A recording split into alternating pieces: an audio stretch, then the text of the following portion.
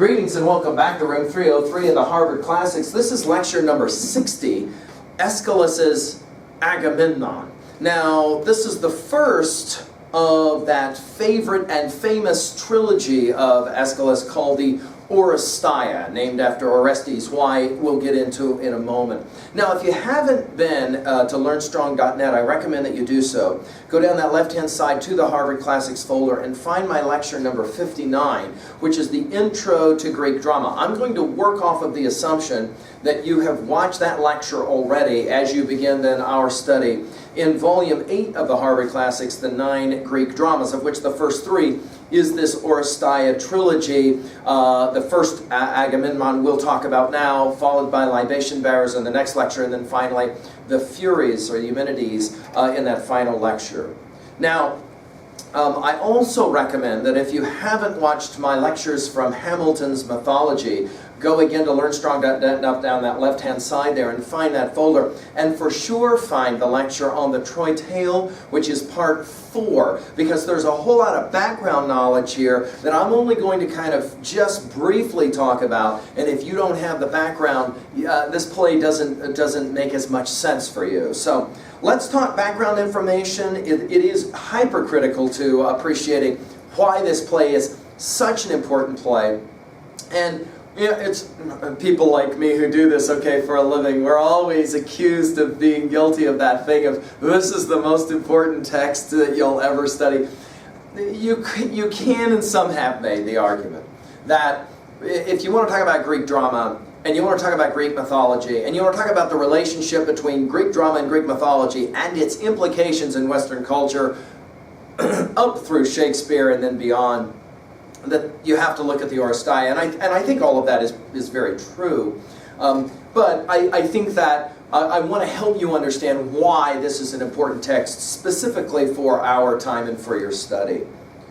We're back in 458 BCE, Common Era, before the Common Era.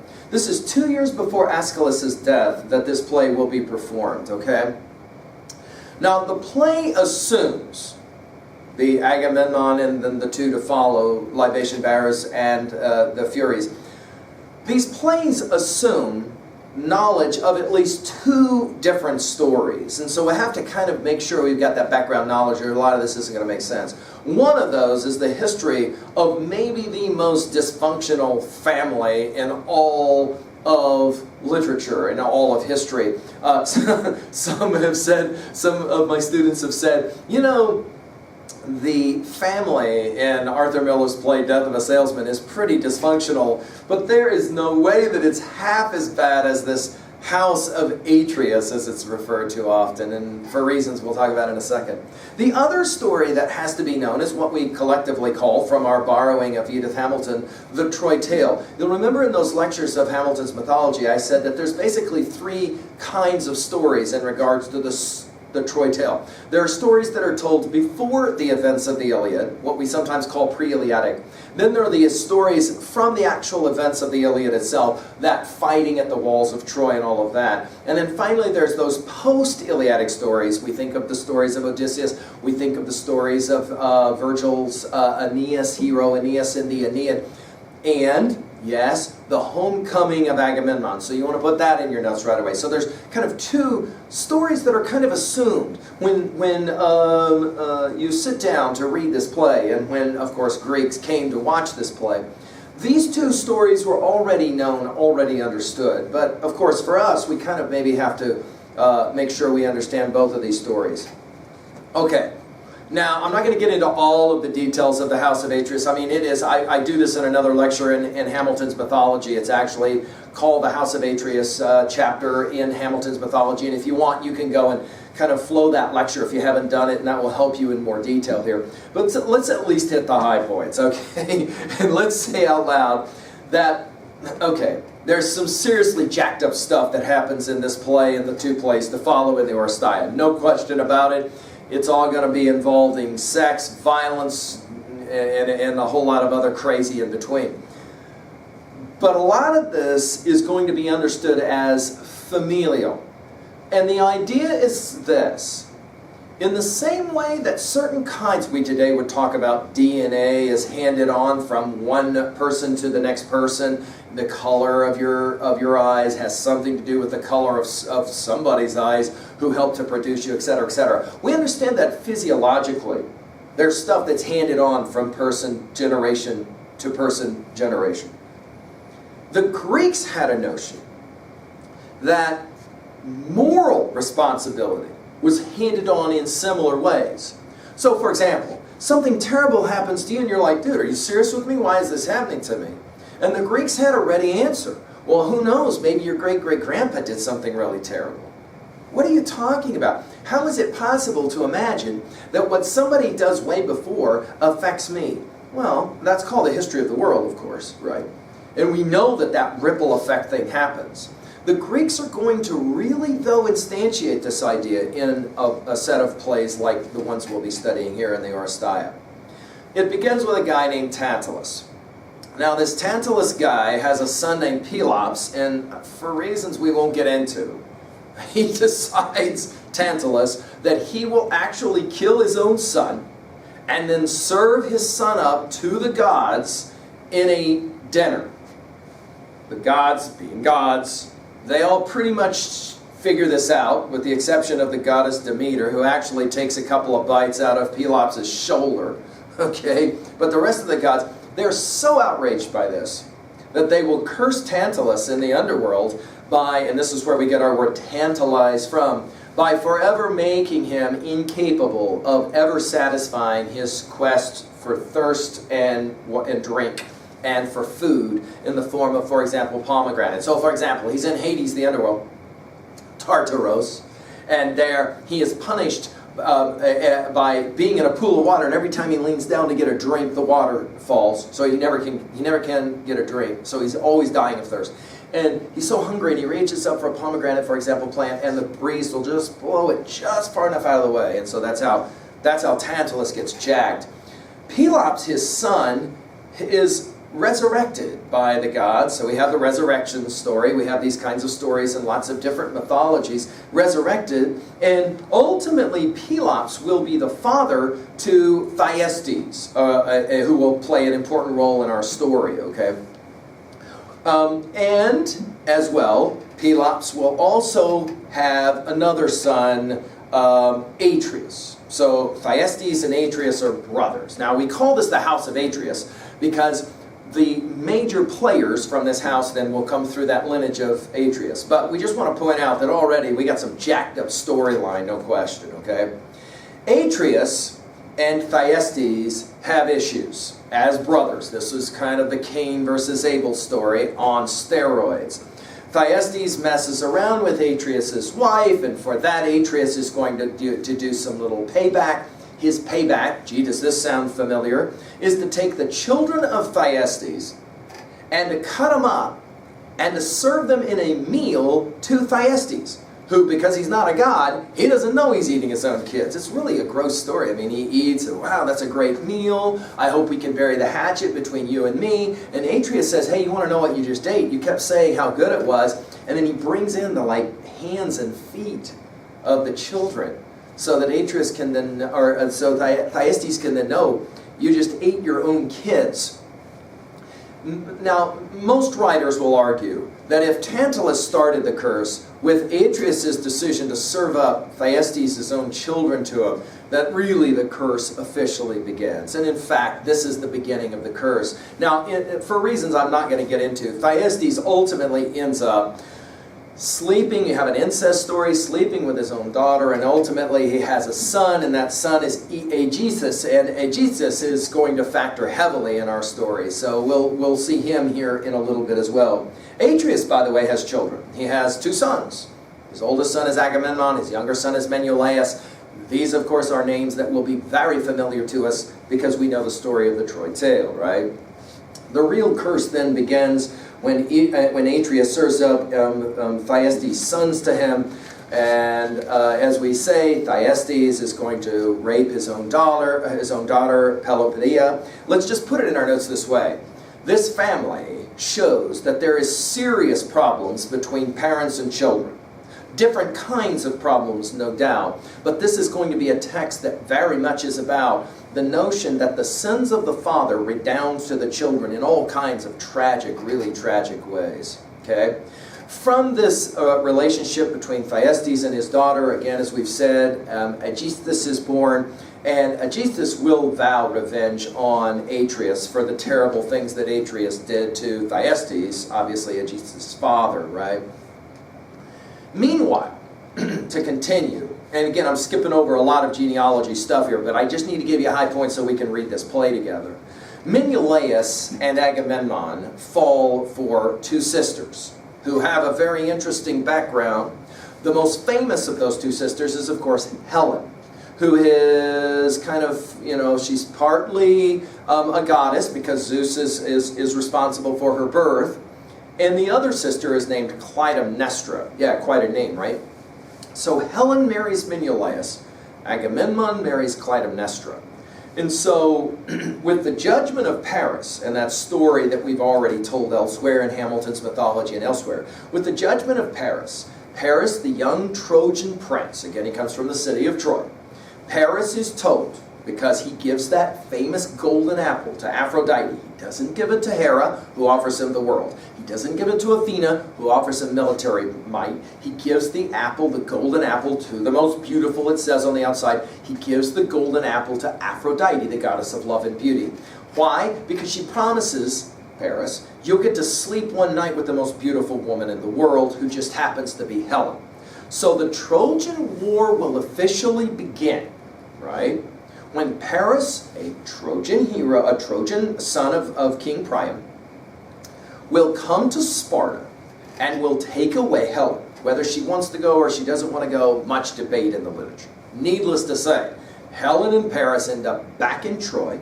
Paris has not been labeled the son of King Priam. In fact, he's grown up out in a field taking care of sheep. But when he shows up with Helen, well, immediately he is invited into the city of Troy. So now we have the beginnings of serious war. War is about to start, no question. Agamemnon is called in by Menelaus. We are brothers, and our wives are sisters. You have to help me lead the Greek troops. We have to go to the walls of Troy, and we have to fight against the Trojans and get Helen back. Now, all of that is fine for Agamemnon. You kind of get the sense that Agamemnon and Menelaus have been looking for a reason to go and fight at the walls of Troy. But there's a problem. When they get ready to leave, the Greeks, for a month the wind blows and does not allow the ships to sail. Agamemnon calls in his prophet.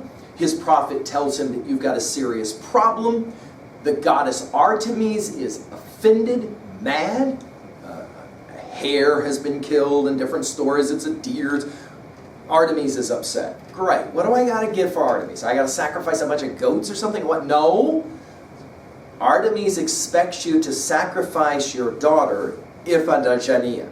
Now, Iphigenia is this young thing who trusts her father. So when her father tells her, and her mother, Clytemnestra, that she's going to be married off to young Achilles before they go off to the war to fight, then Mama, Clytemnestra, and Iphigenia both trust Daddy, and he sacrifices. Do you see the trend here? Starting with Tantalus serving up his own son. He sacrifices his daughter Iphigenia so that the winds will stop blowing and they can go off and they can fight this war. Okay? Now, for 10 years at the walls of Troy, the Iliad, of course, tells us this story, right? And we are aware that there is always this story kind of hiding back behind the scenes with a simple question. What will happen to Agamemnon when he comes back home, right? And he has to, meet his wife Clytemnestra, okay? We, in this play, then, are going to open this play at the very beginning, at the very end of the Trojan War itself, at the very beginning of those post-Iliadic stories, okay? Literally, the day Troy falls, the next day, Agamemnon arrives back home to what's about to happen to him. The famous homecoming of Agamemnon, that will be the story of this play. By the way, let's just point out that with the sacrifice of Iphigenia, we see some common motifs, right? I mean, put these in your notes. Think about this. For example, we have different kinds of sins, or mistakes, if you wish to use that word, right? The sins of, for example, infanticide and killing your children, and killing children in general, and in even eating them, cannibalism. Gluttony comes along with that, the cannibalism, the eating part of the sins of gluttony. We have the sins, of course, of sexual violence, don't we? And the infidelities that will be a part of that. For example, when you pick up the Iliad and you open it, the very first story that you hear about is Agamemnon fighting with the great warrior Achilles over who gets to rape this girl that has been taken as a prize in one of their battles. Agamemnon then is no class act. Let's just leave it at that. Okay. So on the day the city of Troy falls, fires have been lit to kind of relay back the message to the city of Argos and to Clytemnestra that Troy has fallen and Agamemnon is coming home. Okay? Now, along with this, Agamemnon is going to take a young girl called Cassandra as his prize. We're going to have a lot to say about Cassandra in this play, and from our earlier lectures in Hamilton's mythology, you know about Cassandra. Cassandra, another woman cursed by the gods, especially Apollo. Apollo wants to sleep with her. She makes some promises to Apollo. She breaks those promises. Apollo curses her. She will always tell the truth about the future, but nobody will ever believe her. So, for example, as that Trojan horse that destroys the city of Troy with those Greek soldiers inside, as it's getting pushed inside the city of Troy, Cassandra comes out and says, "You guys, this is dumb. I mean, there's soldiers, there's bad guys inside," and they gag her and shut her up. At the end of the fall of Troy, Agamemnon goes down the line to select the girl that he's going to take home as his prize, and the one he chooses is Cassandra. The minute she sees him, she says it to him, "You're going to die when you go home." And he says, "Gag her and put her in the boat. I'm taking her home." Cassandra will be an important player in our play. Clytemnestra, of course, has done a few things while Agamemnon's been gone. Let's list them. 1. Excuse me. She sent Agamemnon's son, her own son, Orestes, away to be exiled. Now, she will say this is so that she can protect him. Okay? But the reality is, Clytemnestra has a plan and she doesn't want Orestes anywhere around to kind of jack with her plan. 2. Clytemnestra has decided that she needs to take a lover. And for the 10 years that Agamemnon is away fighting at the walls of Troy, Clytemnestra has a lover, but not just any lover. Clytemnestra will take Aeschylus, who just happens to, of course, be related, right? Through the stories as we already told it, right? Related to Agamemnon. You'll remember because he is the son of Thyestes, right? So Aeschylus is going to say, "I'm going to get back at Agamemnon for the terrible things that, were done by Atreus." All right? Finally, the two of them have decided they will plot their revenge on Agamemnon, so that when Agamemnon shows up, he will get jacked. Now, these 3 plays that we will be studying, called the Oresteia coming from the name of Orestes, right? Basically, I can give you a real quick plot line for your notes. So here we go. Very, very simple. The Oresteia can be easily defined in 3 simple statements. In play number 1, the Agamemnon gets jacked by Clytemnestra and Aeschylus. Okay? Play number 2 is called Libation Bearers. We'll do that one in the next lecture. And here, Clytemnestra and Aeschylus will be killed by Orestes. Orestes will return, and he will kill his own mother and his mother's lover, Aeschylus. Finally, play number 3, the Fates. We're going to have the trial of Orestes and his emancipation, his freedom. In the end, the jury will decide that Orestes had a right to kill his own mother because she killed his father. All right? Now, let's turn to the play itself, the Agamemnon. Now, again, some suggestions here. And we said this in earlier lectures, but I'll say it again. 1. I definitely want to recommend to you that you try to do the reading and the study of this play on your own first, and maybe even a viewing of the text before you come to my comments. If you want to watch my comments first and flow my comments and then go on to read it on your own, that is fine as well. But I think it makes most sense for you to work on your own to try and figure out what this play is about, and then let me help you. Just to remind a couple of really important points in 303. Our learning theory, of course, we're always trying to connect new information to old information in meaningful ways. I will try to do that in my comments here for you. Of course, when we're reading, we're always reading at those 3 levels, as we say. At level 1, we'll begin there. Just brief summary. What's the text say? What is it about? Level 2A, we don't answer the question, what does the text say, but rather, what does the text mean? Here at 2A, we talk theme messages. At 2B, we talk about rhetoric. More particularly, we're going to focus on primary conflict and some important symbolism that happens in the text. For example, when we study the Agamemnon, you cannot miss the idea that a net, something that you get caught in, like if you're a fish and you get caught in a net is a major, major symbol, okay? We're going to see a few others as well. At level 3, we ask, how can I relate to a text like this? At 3A, how can I relate to other texts that I already know? And then finally at 3B, how can I, and most importantly, relate this to myself personally? And it will be here that I hope at the end of our lecture, you feel like you have some sense of actually how to relate to a very, very tragic text. And in some ways, this is the first kind of horror movie, we might say. It's one of those kind of texts where you know terrible and horrifying things are about to happen, and so you're kind of waiting to see how they will happen, okay, and the implications as well. Now again, as we said in an earlier lecture, this is a storyline that Aeschylus didn't make this up. So everybody sitting watching the play knows, uh-oh, Agamemnon's coming home, he's going to get jacked. Everybody knew that. The question will be about the legitimacy. So write that down. This is going to be a play about justice. It's going to be a play about judgment. This is going to be a play about what's right and what's wrong. It's going to be a play about revenge, obviously, no question. Okay. All right, let's go to work. Think about the way the play begins. If you were a Greek person in the year 548 BC, going to the festival for Dionysius, as we said in an earlier lecture, you would begin